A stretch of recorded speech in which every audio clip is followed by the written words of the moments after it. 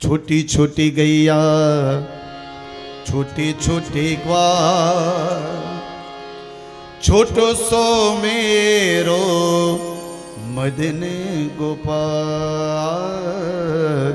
छोटी छोटी गैया छोटे छोटे ग्वाल, छोटो सो मेरो मदन गोपाल।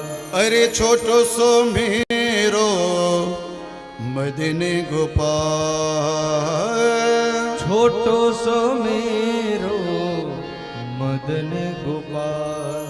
आगे आगे गैया पीछे पीछे ग्वाल, आगे आगे गैया पीछे पीछे ग्वाल।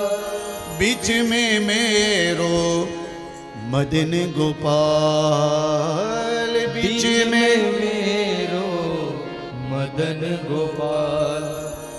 छोटी छोटी गैया छोटी छोटी ग्वाल, छोटी छोटी गैया छोटे छोटे ग्वाल।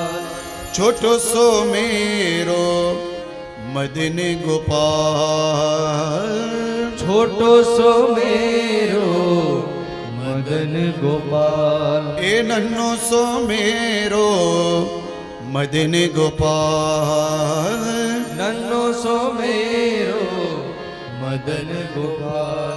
ભગવાન ગાયો ચરાવવા જાય છે।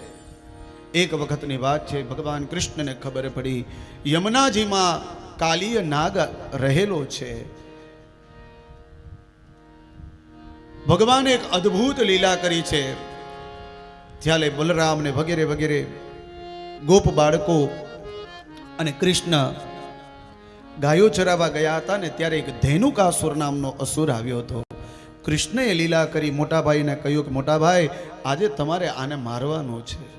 બલરામજીએ ધેનુકાસુરનો વધ કર્યો। ઘરે આવ્યા, રાત્રિના સમયે બધા ભોજન કરે છે અને ત્યારે કૃષ્ણ ખડખડાટ હસવા લાગ્યા। નંદ બાબાએ કહ્યું એલા હસે છે શેનો?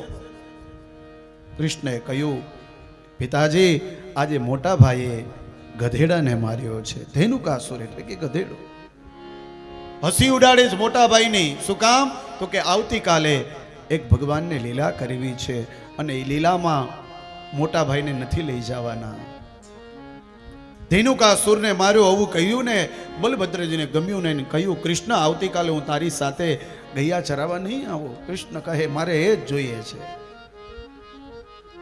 બીજે જ દિવસે સવારે જાગે ગાયો ચરાવવા માટે જાય છે અને ત્યાં ગેડી દડે રમવાનું એક આયોજન કૃષ્ણે કર્યું છે। એક બાજુ ગાયો ઘાસ ચારે છે અને એક બાજુ યમુનાજીના કિનારે કૃષ્ણ એના મિત્રો સાથે ગેડી દડે રમે। કૃષ્ણે કહ્યું કે યમુનાજીમાં આ ધરામાં જે દડો નાખશે એને લેવા જવાનું। કૃષ્ણએ દડો નાખ્યો। શું કામ? બોલે પેલા કાલીય નાગને બહાર કાઢવો છે। વિલોક્ય દૂષિતામ કૃષ્ણ કૃષ્ણ કૃષ્ણ હિનામ વિભુ તસ્યા વિશુદ્ધિમન્વિચ્છન સર્પમ તમુદવાસયત। એ કાલીય નાગને અંદરથી બહાર કાઢવો એટલે ભગવાન વૃક્ષ ઉપર ચડી યમુનાજીમાં જાય છે। ગોપ બાળકોએ ના પાડી છતાં પણ અંદર ગયા છે અને સૌથી પહેલે નાગણીઓએ આ કૃષ્ણને જોયા અને કહે કે બાળ તું ક્યાંથી આવ્યો? કોણ છો? અહીંથી બહાર નીકળી જા, અમારો પતિ નાગ જાગશે તને મારશે। અને ત્યારે નરસિંહ મહેતાના સુંદર એવા શબ્દો રચના યાદ આવે। એ જડ કમળે છાંડી જાને બાળા। નરસિંહ મહેતા આપણે ભણતા ત્યારે કદાચ તમને યાદ હશે આ શબ્દ, આ કાવ્ય આવતું અને આપણે બોલતા। હજી પણ ગામડામાં સવારે પ્રભાતિયામાં બોલાય છે।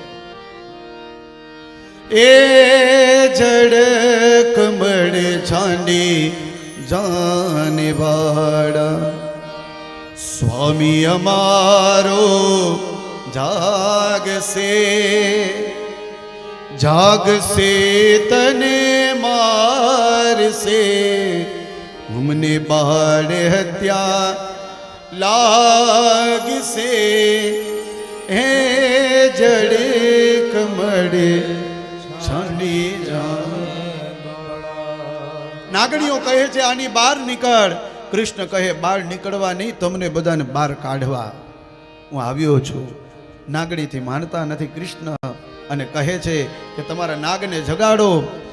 અને ત્યારે નાગને કેવી રીતે જગાડે તો કે ચરણ ચાપી મૂછ મરડી નાગણે નાગ જગાડ્યા. નાગ જાગ્યા, બંનેની વચ્ચે દ્વંદ્વ યુદ્ધ થયું. અને ટૂંકમાં સુખદેવજી મહારાજ રાજા પરીક્ષિતને કહે છે કે હે રાજા, એ કાલીય નાગને એ ધરામાંથી બહાર કાઢે છે. સોભરી ઋષિનો શ્રાપ હતો ગરુડજીને કે યમુનાની આજુબાજુ ગરુડજી કોઈ પણ સર્પને મારી ન શકે, એટલા માટે એ કાલીય નાગી યમુનાજીના ધરામાં રહેતો હતો. એ ગરુડજીથી બચવા માટે, ગરુડથી બચવા માટે થઈને એ કાલીય નાગને બહાર કાઢ્યો છે.